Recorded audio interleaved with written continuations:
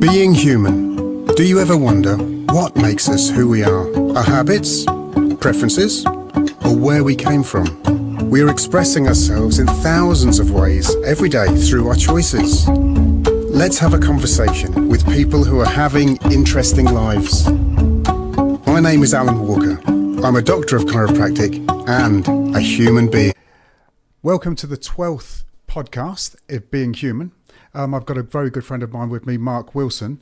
Mark runs a business in Northamptonshire where he is designing and building water features, ponds, etc.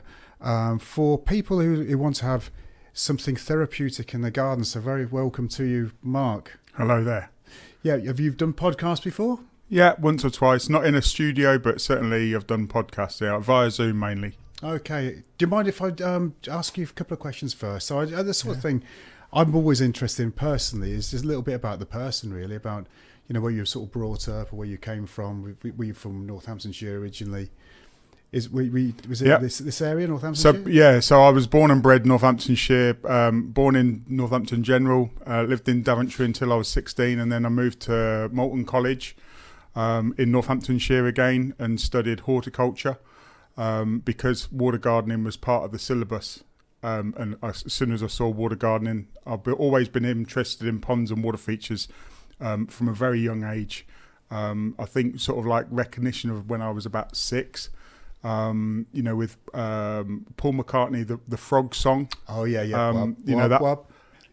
It's very interesting, but, you know, what a magical world this is. And it's sort of like the imagination started going and I was like, this is great. And of course, obsession with ponds and water features started from a very young age. So, and then after leaving Northamptonshire, I went to Sparsholt, which was down in Winchester, to pursue my career in aquatics and ornamental fish, because they were basically the number one college for aquatics and ornamental fish. So, stayed in Northamptonshire until can I just backtrack? There's colleges, for ornamental water features, and also a fish as well. So you was like a zoologist, So as well as a building designer.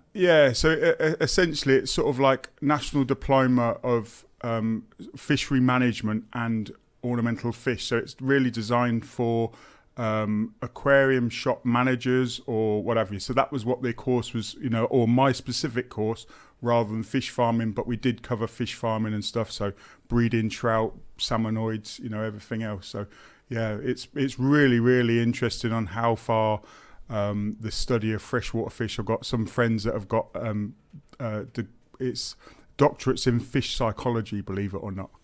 We think about people with psychology, thinking about fish, it's crazy when you start. Fish getting depressed. 100%. Different environment, different fish not being able to communicate with other fish. 100%, it goes on. Every fish has got its own personality as well, which is absolutely bonkers as well. So you have fishes. Do you keep fish? Yeah, all my life, pretty much, yeah. Is it just fish you've been interested in, or is it all amphibians and the insects and weeds?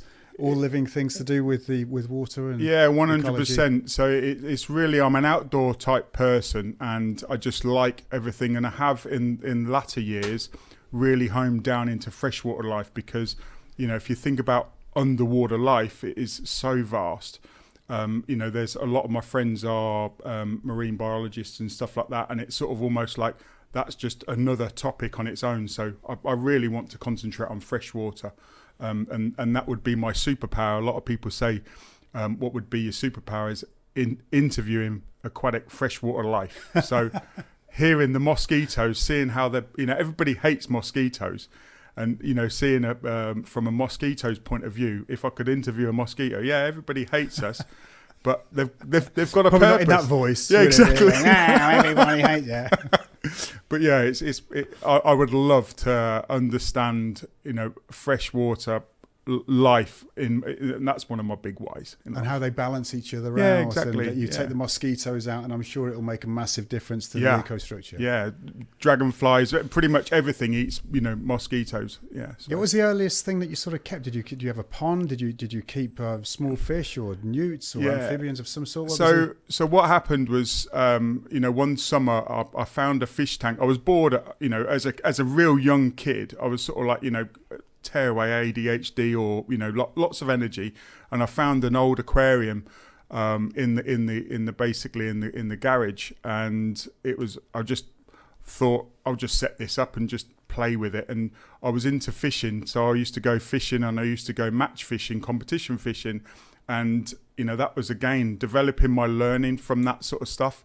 So I set up a fish tank and I went fishing, brought one of the fish back, and within a few hours it died, and I was like, oh no. I felt really bad because I've killed this fish, and obviously now I know that those fish like to be kept in shoals, blah blah blah, and I learnt a lot. And now obviously with fishery management and through my career I've developed a lot of more fish, so that's it's. So what sort of fish? Do you keep roach? Small fish? So it was roach from the canal, or maybe even Daventry Reservoir. In an aquarium, but it was literally they need to be in a shoal of 6 or more. So roach really aren't designed for small garden ponds or aquariums. Rudd can.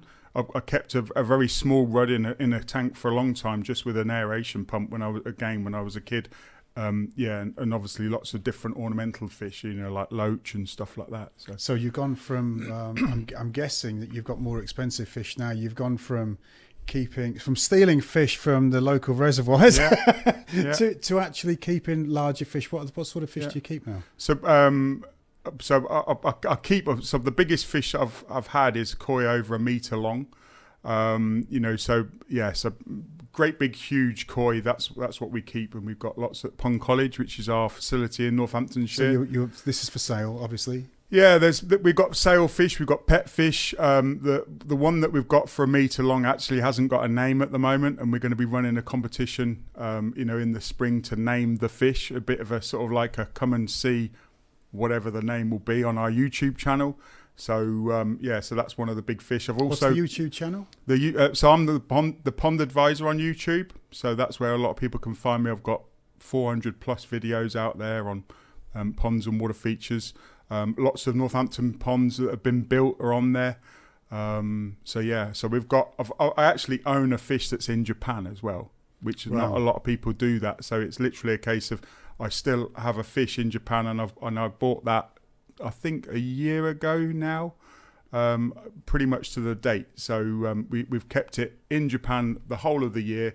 Went back in November, saw it, and I was like, this is really good. The development stage and everything, so we're going to keep it another year. So it'll be November next year if we decide to bring it back to the UK. We hopefully, if the development and everything, we'll actually enter it into a show in Japan. So have you brought fish back to the UK from Japan before? Yeah. So my first trip was to Japan was in January last year, and I bought 78 fish. So I spent a lot of money, but it was a lifelong passion. So, when I was 11, I had my first pond with koi in it, and I had 6 paper rounds to fund my addiction of ponds and water features. So literally I would earn 75p delivering paper to develop, as an 11-year-old child. I remember that my first pond liner was blue on one side, brown on the other, because I couldn't afford the rubber liner, because that was £56 rather than £22. And I remember buying that, from the Daventry pet shop, and I used to run around on my bike all the time. So, and collecting freshwater snails. So not only stealing fish, stealing snails from Forsley, and literally biking them back to my pond. It's literally a case of, it's an obsession, really. I don't know any other, I don't know any different, So how many years have you been doing this? So I built my first pond in 1989. So that was when I was 11 on a pocket money budget. And I've been in business for 20 years. So the first 10 years I was a solopreneur, and then we've developed a team. And now we, design and build water features for people in Northamptonshire, and also we supply product. We bring in products from America, and help people build freshwater rock pools, essentially. So, if everybody thinks of a garden pond, normally it's a traditional with patio pavers around, bare liner, maybe a fountain pumper in the middle, where we actually recreate an aquatic art. So it's like more of a freshwater rock pool. That's the best way I can describe it. Or it's commonly known in the sort of like the industry as an ecosystem pond. And that's what I was really interested in when I was a child. But in the UK, there wasn't the products available, and the products were being developed in America, because that's the way that they went, where we're more fish farmers, we're more clean lines, clean, crisp, like koi pools. So if you think of koi, they're kept in sort of like a swimming pool with fish in. So it's essentially without plants, without rocks, without small little animals. So it's not really an ecosystem. Where 10 years ago I went to America, and I was the first person from Europe to go to Pondemonium, which is the biggest pond contractor event in the world. It's an event. Yeah, the 500 pond contractors from the North America and Canada at the time. That was 10 years ago. Now it's a little bit bigger, but certainly we've got 24 at the moment, 24 contractors in the UK that are certified by that manufacturer called Aquascape. So essentially creating freshwater rock pools in the UK, it's a huge industry in America, and it's slowly coming over here. And it's certainly it's taken me 10 years to get them to come over, where we've now actually got an industry for freshwater rock pools or ecosystem ponds. Now they've decided to come over, so there's a lot more interest and a lot more watch this space. It's really, it's going to be a booming industry. Why are people, what sort of reason are people having for thinking, I'd like to have a feature in my garden? What's is it only because they want to have something that's nice and natural and some sit by? What sort of reasons do they have? And what sort of sizes do they go to? It's really a case of, I think it's a deep connection that a lot of people can't understand. We're all connected with water. If your idealistic house would be on a lakefront property or a riverside, or Airbnbs, if you think we're always attracted to water, and having you can have a small goldfish bowl in your house.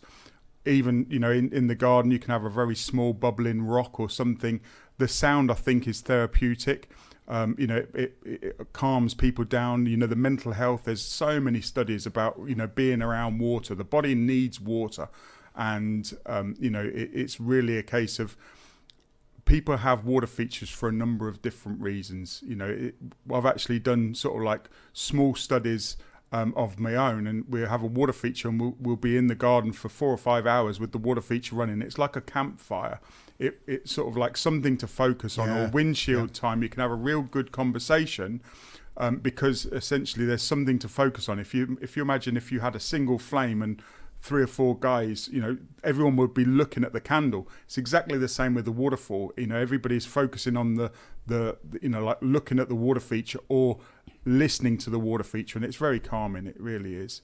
So, clears the mind, doesn't it? The therapeutic part of that. I mean, is it the Chinese that believe that you can manifest money or lifestyle change by having running water in and around your home? Yeah, 100%, and the opposite as well. So a lot of the sort of like the Asian countries, if you have a pond in the front of your house, it actually blocks money coming towards you.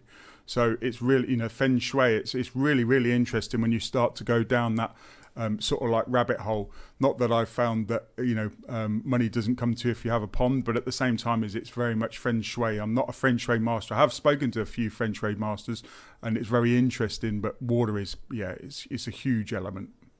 Bringing people do think. I think possibly people like to look at it when they feel safe. Yeah, but it also makes some people feel unsafe. Yeah, it certainly the freshwater rock, the first freshwater rock pool that I built for myself, it was sort of like, yes, it's my passion. Yes, it was sort of like, it worked. And, being a sort of like a solopreneur, you obviously get stressed. And one day I was really stressed about something, and I came home and I literally was like, I just want to sit down. And I thought I'll just grab a coffee and go and sit by the pond. And literally I sat there for a few seconds, and literally I was just like, oh my God, I'm not selling ponds and water features. I'm selling a de-stressing. I'm selling that time. Wow. And it's just like, and it's and for a lot of the clients, it's like they can't communicate with other humans, but they can go through the house and feed the fish and back to nature. It's grounding. Yeah, the therapy involved in that. It gives you an opportunity to do some reflection. Yeah. I think that's the big thing. Calming the mind, do some reflection, working through what's going right with somebody's life, what's not going right with their life, that sort of thing. And every time I've been sitting around water. Sometimes actually it's been with yourself, Mark, because what I was going to ask you where you go and what do you do in your own time to give you new ideas for water features. And I know that sometimes you like to go to Wales and Scotland. Whereabouts do you go? We go to everywhere. So I go all over the world. You know, we've got a sort of like a pack. Me and Charlotte. Charlotte runs the business with myself, and it's like we'll go anywhere where there's water. So literally, I'm an aquatic artist. So I want to go and replicate, like Mother Nature in a smaller environment. So it's sort of almost like taking a huge water feature and shrinking it down. Because it's those positive ions, the negative ions. The positive ions actually bring the negative out. It's like there's lots of positive ions inside with fluorescent lights and stuff like that, where the negative ions is actually round the water, and that's what actually gives you the positivity. And really, sometimes it really hits you. You can't describe it, but you can stand by a water feature, and then all of a sudden, it's like you could just break into tears. And it's sort of like, why is that? It's just connecting, reflecting. And it's that grounding. It's like, how small am I? So you took, I think it was last year. I went with yourself and Charlotte I joined your weekend where you're mixing with other business people who are also involved in building these water features, which was amazing to spend time with you guys.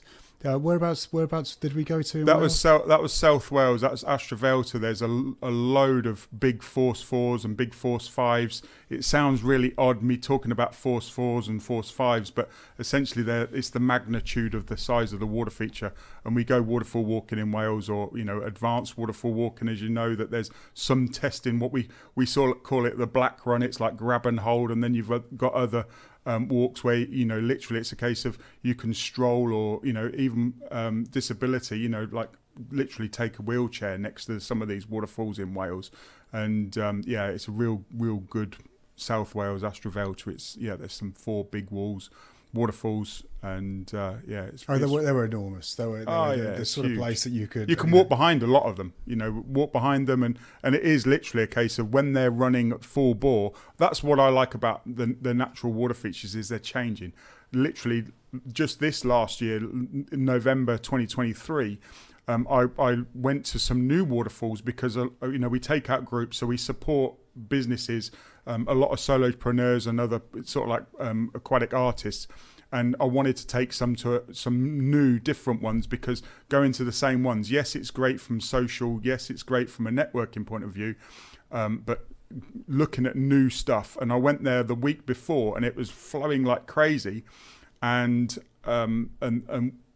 the week after, so I did a sort of like a recce trip to find a new water feature or a waterfall, and I went back with the group, and I thought, rather than going off and staying with that waterfall, I'll go down here and sort of like look at some moss and lichens and sort of like get my head space, because when there is a group, I do need to break away from the group sometimes and meditate myself. And it was really interesting where, I said to these guys, I said, did you see the small waterfalls coming from the right or the left? And they were like, not really. And then when I showed them a picture of that waterfall the week before, it was completely different, with the amount of rain. Conditions, yeah. So that's something that I really want to do with my ponds and water features, is create waves in some of these freshwater rock pools. It's creating waves, or having a pump that How do you do that? How do you create a wave? All sorts of different things. That's the sort of like the aquatic artist in me. It's like, you move in water. It's bonkers. That's something that I like to play around with as well. Speed of water. Yeah, speed. It's how you move water as well. So air is the cheapest way. It sounds odd, but pumping air into a body of water is the cheapest way to move water. it's an air compressor pumping water, and the water moves up with the bubbles. And then you've obviously got spinning environments, and then you've got paddles that can create the waves, or you've got slides that create waves as well. So to make the water more interesting. And also ripples, I believe everything starts with a ripple. This conversation, it's a ripple, and it goes out, and then it frequencies, vibrations. Oh yeah, ripple makers. Everything starts with a ripple. Well, what's the trends at the moment with water features? What are people looking for? What are they? Lots of so. If you think of a water feature, most people think of a garden centre, sort of like a very small water feature that's sort of like self-contained, where actually when you've bought them, they're actually a lot of work. They require a lot of topping up or whatever. So self-sustaining water features or low-maintenance water features, these freshwater rock pools, they're self-managing. So it's literally a case of there's a water feature for everybody. So it's literally a case of, if you're a professional, if you've got kids, if you want to attract birds, there's a water feature for everybody. Clean, crisp lines, reflection pools. It's bonkers. And is there any new technologies that are happening at the moment with? Lots of different technologies with smartphones, with mist makers, colour changing lights, automatic dosing systems, it's gadgets and whistles. There's lots of gadgets and whistles. Doses and? Dosing systems. So if you think about, freshwater life need beneficial bacteria, and there's like a dosing system. It's like it just drips beneficial bacteria in, so it helps Mother Nature. Because if you think of what we're doing, is we're recreating Mother Nature on a small scale. So sometimes Mother Nature needs more help, or humans don't like to see algae, where algae is part of the sort of like the filtration system. So it's changing your mind with algae. Some algae is really good. It's part of the ecosystem. It's part of the filtration system. But certainly some people don't like to look at that algae. They just want to look through the water at the fish or the gravel, or, whatever they want the water feature for. So you're running your business at the moment. How many people are you actually employing at this moment in time? There's 3 of us in the sort of like the winter. There's sort of like 6 of us in the season. So as the sort of like the season, I always say that the bears wake up sort of like March, April, then we get more people. And basically, support people. So there's the 3 of us. It's me, my wife, and also Luke. The maximum I've had is about 8, I think, at one time. So what's a typical day for you at work? For me, it's really good. I try and sort of like work on the business, and it's sort of like nobody knows my calendar. It's like this podcast. It was only really this Charlotte knows your calendar. To a degree, yeah. Sometimes she doesn't know where I am, but at the same time, sometimes as a business owner, as you know, you need your own space. You need your own, you need to look after yourself. It's a very lonely place, and that's why we have the support network. So it could be talking to contractors, it could be talking to vendors across the big pond in America. It could be, talking to a homeowner. It could be recording a podcast, thinking about video content. I'm very, very much a case of a visual learner and a doer, so I have to do stuff to learn. So I'm always thinking about different things, and we're coming up with mini courses, hands-on. We've got the facility that you've been to, in Budbrook Pond College. It's sort of like an inspiration and education centre, and you can get your hands dirty in the sandboxes. We've got a great big sand pit, 15 foot by 20 foot, which is sort of like a sandbox for adults, as you know. And you can build a water feature, you can play around, and I just want to take sort of like a number of different things away from people. So it's like if you think about a business, let's take the customer away, because that's an element. Let's think about the cost. So somebody might not be able to put in a big water feature or a sort of like an advanced water feature. So it's like, take those costs away. So here's the product, here's the space. Just crack on and just learn, enjoy. It doesn't matter. The worst thing that can happen is it leaks. We're not going to sort of like jump up and down and go, this doesn't look as good as I thought that you were going to do. And, it's let that creativity flow. And it's something that I wanted to do in my own garden. And now we've got the facility. So, we've got lots of water features. When I've been there, I've seen different levels of finish of ponds from something that's just started, something's halfway through. So the sand's been moved. Sometimes there's been the cover, the plastic's gone down, which is obviously going to be the water seal, and then certain rocks planted in certain ways, and then where you're going to bring the water in, and then moving moss around and covering the area and keeping everything perfect. And then changing it, adding rocks here, adding rocks there for the water movement. It's very, very interesting for me to every time I visited, and also to see the different types of fish that you have there, and also the very large outdoor aquarium that you have, where you're keeping. I was expecting to look inside the glass panel at the side and look into lots of fish inside, but there was huge amounts of different types of weeds that you could see through the beautifully kept water, and different types of water snails. And also the larvae, which you were helping along there, which would grow up and become dragonflies and other insects. And to see people working like yourself at that level, where you really are making a complete ecosystem, it was amazing. And this podcast is called Being Human, and obviously we're talking about wildlife. But for me, the angle of having you on here was because how it affects us as a human being when we're sitting around water, as we hear it moving. For me, I've always found it fascinating. It's always relaxed me. And as you've said, it affects mental health. There's so many positives for keeping these things, and to understand how nature works and how, as humans, we can affect nature and how we can knock it out of balance. And if we knock nature out of balance too much, it might not be so good for us. So it's just good for human beings to understand that we are living in an ecosystem, aren't we? I'll be coming down again as well. Hopefully for another barbecue, which you hold fairly often. We have an event every month, and it's an aquatic playground. It's I love inspiring people. It's like when I always think, if people think of a garden water feature, they think of maintenance, and it's like, that's completely wrong. You can have a water feature that's very very low maintenance. If you think about a hanging basket, for me, it's a lot of work to water it every day. If you think of grass, it's a lot of work to cut it every week. Where you can have a pond and just do nothing, and just let the tadpoles, just a simple bucket or an upside down dustbin lid, when we had dustbin lids rather than wheelie bins back in the day. It's sort of like, just let the mosquitoes come in, and then you've got the dragonflies and you get the frogs and everything else. So it's a beautiful world. Like you said about the Stillwater aquarium, it's fascinating just to watch the oxygen come out of the plants. And you can slow down, and you think about cold water. Sometimes it's a case of you've got to slow the brain down, you've got to slow the thoughts down, and being in water, it's very easy to slow the brain down. I'm going to die. Yeah. So it's very much a case of, and then you can think about different things and come out, and then all of a sudden it's you've got the endorphins, and it's like, right, empowerment. It's power.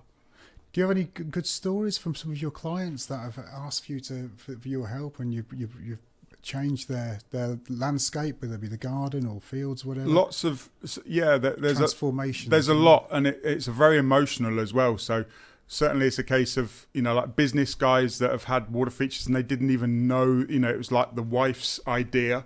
And then the guy, it's sort of like, oh my God, this is amazing. I didn't even know that I needed this. And it's sort of like, and it's time. It's quality time. And it's essentially, that's what I'm providing it's like quality time with a partner that they might not connect. They might not talk. And it's sort of like, there's loads of stories out there. I've had customers literally cry with emotion they didn't know that they needed it. Yeah. No, so I get it. It's bonkers. When people come to Pond College, are you offering just the physicalities of how to build a water feature, or are you offering business help as well? Everything. It certainly is a case of, there's, I've been a solopreneur a lot of my life. I'm not a solopreneur now, but I class myself as a solopreneur. Yes, we've got the team, but it's literally a case of, it is a lonely place. So it's literally a case of, we offer the support for business owners. We offer the support for somebody that wants to do the pond themselves. We obviously offer the support for people that just literally want to buy the finished product. And it's like, that's great. You know, we can come in, we can maintain it, we can create the aquatic art. And then it's literally a case of, what do you want us to do? You know, we could spend 3 times longer and create something world class. You know, award-winning stuff, you know, like Chelsea, Hampton Court. I've done a lot of the big shows, and it's sort of like... Have you done Chelsea? Yeah. And Hampton Court? Did Chelsea with Royal Leamington Spa. It was the Royal Leamington Spa Garden. Done Hampton Court, got runner-up best in show at Hampton Court, and that's the biggest flower show in the world, 46 acres. That was a real good thing. It's not necessarily a good thing for... bringing in lots of money, but brand recognition. I've worked for the royal household. You know, obviously there's certain things that you can't devote, you know, working with the royal household, but certainly you can say that you've worked for the royal household. And I think that the garden shows have given me that platform, this conversation. So, you know, is it worth doing those? Yes, it is. But certainly, it wasn't the reason why I wanted to do it. It was more trying to progress and trying to get the business and getting brand awareness out there. Obviously, it's, you know, it's that's what I want to do. Is I want to inspire people to have water features. They don't even know that they need a water feature, and certainly it's a case of don't blame the water feature if it's a lot of work. You know, that one of the things that I'm doing at the moment is I'm thinking about book ideas and sharing my ideas with the world. And it's you know, don't blame the pond, blame the pond designer. That's one of the titles that are banging around in my head, because it's not the pond's fault. It's not the mosquito's fault. It's literally, it's the person that's just filled a bucket and not given the right environment for the roach that's died within a couple of hours. You know, it's literally, it's not the ecosystem. It's, you know, it's everything. So yeah, don't blame the pond. It's interesting what we do for recreation. Yeah. You know, it's actually making ecosystems while other people on the planet are trying to break them. You know, exactly. Yeah, you can't explain humans, can you? Yeah, and it is. It's, you know, sometimes there's a crossover. You know, like if you think about that roach that I killed, I still feel badly about it, but at the same time, it's like I had to do it. I had to test, you know, the certain things to learn and then progress. And it's a hunger for knowledge. What do you do for recreation now outside of the? All sorts, really. So I love table tennis. I haven't been able to play that much table tennis, but you know, certainly it's a case of fish, horse racing. You know, I've got shares in horse races. You know, that's another thing that the horses themselves. Yeah, in syndicates. How does that work? How did you get into that? I think that again, it's always been in my sort of like DNA. My grandfather had farms and the horses and stuff, and I just love the sort of like the nature of the horse. You know, like the running of the horses and the speed and sort of like the enjoyment. It sounds really weird, but it's sort of like letting a horse, you know. So last week, one of my horses came second, but you could tell that it was enjoying itself. And when it came into the sort of like the winner's enclosure, it obviously came second. You could say, look at me, I've just, you know, and you could tell that it really had enjoyed, you know, and got the best out of it. It's just like an athlete. If you enjoy doing what you do, it's not about the winning, it's about the enjoying. Yeah, it's competing with the other animals, being with the other animals. And being around, you know, if you think of, you know, just... Literally, my last trip in Japan in November, I just sat with a bull, and you know, I can't understand why they keep them the way that they keep them, but and it's sort of like when I describe it to people, it's not bullfighting as in the sort of like the Spanish, but it's bull sumo. The bulls actually are really cared for, and it's sort of like how, you know, if you think about the Japanese with the bull sumo, but the presence of the bull, I literally just sat there and I was just like, this is crazy. And I slowed my breathing down, listened to the bull, and it was sort of like, it's bonkers. I don't understand, Matt. What was it like? You were in a room with a pen? You were in a pen with, literally, with the bull? It's like a shed. So a lot of the koi breeders, they have bulls as well for bull sumo. So it's sort of like their hobby. What is bull sumo? It's if you think about sumo wrestling, so it's two guys, you know, like wrestling and the different techniques, and it's exactly the same. The bull sumo, it's like two bulls are sort of like naturally, you know, like doing what they need to do, not killing each other or not hurting each other. And I was sort of like, I was intrigued. I was like, whenever someone says bullfighting, it's not bullfighting. It's not human against bull. It's bull against bull. And it's sort of like, there's lots of very sophisticated, there's so much money involved. It's just like they're betting against the... Yeah, or the ownership, the blood, like the semen of the bull and everything else. It's the pedigree. So yeah, it's bonkers when you know. And well, I don't think we know in this country much about Japanese culture, do we? No, you've learnt an awful lot. Oh, by the huge! sound of it. And the last trip wasn't all about fish. It was about the culture, and it's amazing about the food, about everything. It's about the way of life, and certainly it's a case of. And slowing down, it's a different culture, and I think that's something that we have in the UK. We're very multicultural. We're very open. We're not sort of like fixed on this is our way or the highway. It's very much a case of we're open. Or certainly I am. I think I'd attract other people that are as well. How does the culture work with food and that sort of thing? Do you have any stories there of rudeness? I think it's sort of like disrespect, okay. So it's like if you disrespect somebody, then obviously it's, the Japanese are, they're very, very open until you disrespect them. And certainly we went to one restaurant and it was more like a theatre, and it was sushi and sashimi, and literally you weren't... Sorry, I know sushi is fish and sashimi... Sashimi is, sushi is, I think it's the rice or the way that the fish is presented. So it could be cooked rice, it could be vegetable sushi, so it could be just avocado. When I say avocado, but sashimi is raw fish, or it's like if you think about raw beef, carpaccio, is it? Or is that maybe? I've no idea. I'm not really, but certainly I was in one of these high, Michelin star restaurants, and literally you weren't allowed to. It was about the experience, and you weren't allowed to put your mobile phone or hug your partner. Yes, you can have polite conversation, but it was definitely respect the culture. Focusing on the chef themselves. Yeah, and watching the skill of them cutting the different cuts of fish and everything else. So it was bonkers. I wouldn't necessarily go back and do it again. But certainly it was an experience, like we ate lungfish's liver. So lampfish. So that's the sort of like the fish the right one with down with the fleshy arm that comes out with the light on the end. Lives about a mile underneath the ocean or what have you. And when we were sort of like eating the liver of that, and it was sort of like, I ate everything, but certainly there were some things that I wouldn't necessarily go back and go, oh yeah. That was amazing. The experience was amazing. It's a cultural thing, isn't it? You're in someone else's culture. Yeah, and again, it's going that deep. It's not just going and eating something that's mass produced, or like if you think about even fish farming, it's just like it's farmed for the table. It's not as like a raw, wild caught trout fish farm. It's different animals. Same as chickens. It's the same with fish farming. Ornamental fish, I always say about our koi, it's sort of like free range koi. So we're all about the ecosystem and working with nature rather than, getting as many fish in the environment. You can actually have more fish than water. It's like you can have more chicken than air in a intensively farmed chicken, battery farming chickens. You can have exactly the same with fish farming. So you can have more fish than water.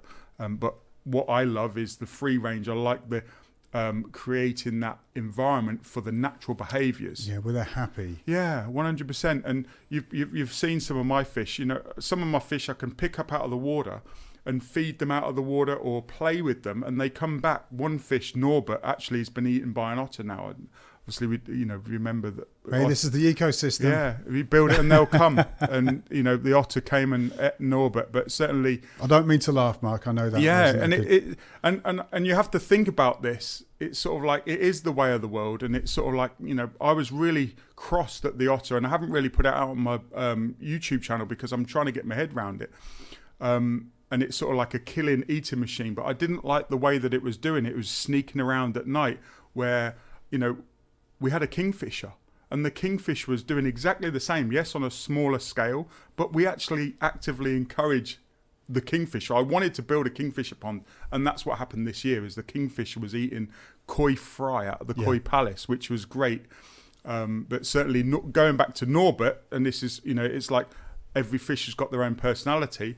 Literally, I was throwing, a relationship. Playing with human had built a relationship with another species, and it came back to me within a 90-second video. And I've got the clip on my YouTube channel. It came to me 7 times. It wasn't, and I can feel the energy. Yeah, I can feel when they're cross. I can feel when they're sort of like playful. It's sort of like inquisitive, and the dog jumps in with me as well. And it's sort of like the dog wants to be part of that fun.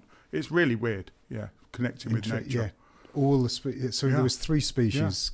Yeah. There was the dog. Maybe more, but all working together. Yeah, really. You spoke. We were speaking earlier on, and I'm just trying to think of the idea you were talking about of the larvae in the pond, and all sort of working together and living with each other in a small pond. And then what were you saying about a larvae would suddenly?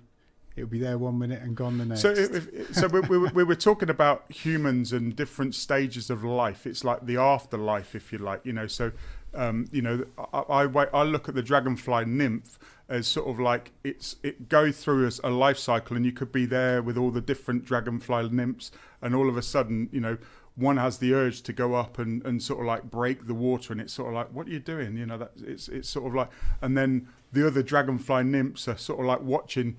Bob, let's say, just Bob goes up the sort of like the surface, the stem, and then emerges into this dragonfly. And for the other nymphs, they've got no idea where Bob's gone. Bob can't go back and say it's another world out here. So it's really weird, and it's sort of like that afterlife. It's sort of like something after, and Bob can't come back and say, you need to come up here, guys. This is great. And of course, it's like, don't go up there, you've never seen again. So it's like, don't go in that hole. Yeah. I'm quite a spiritual being, so I mean that's how I think about our life. When we move on, we can't come back. Yeah. Maybe there is something wonderful afterwards. Maybe, and also what's gone on before. I often think about, how have we got to where we're at now? It's sort of like real deep. And again, sitting around water with people that think about the same thing, and it's like, oh really, hang on, so what's my brain? My brain's working differently than my body, my heart, my lungs. It's all and you can't control them. Well, you can, but you can't. The nervous system. The thing is, I mean, we all like to believe, I like to believe that I've got this life all sorted out, but we haven't. I mean, as far as everyone's feels like they've been well supported by all the world's health systems, but a lot of people are shocked to know that we don't even know how a general anaesthetic works yet. They just know it does. Yep. And what else don't we know about properly? We're getting lots of things sorted, and we got with the AI coming in at the moment, fast and furious. People are using ChatGPT, which is on its 4th version now, is it? Yeah, maybe even. Obviously, I think that's one of the ones that are current, but it's moving at lightning speed. And certainly, we talk about communication, and we were talking about communication between cultures. And AIs, literally, they're creating their own languages and all sorts, and it is mind-boggling. But from a human point of view, connecting with water and grounding, that's 100%. You need it more now. You need to know where you're at, asking yourself difficult questions. And I am sort of like a visionary person, and it's sort of like I can see where people are going to go, and I can feel that people as a general rule won't know what their purpose is.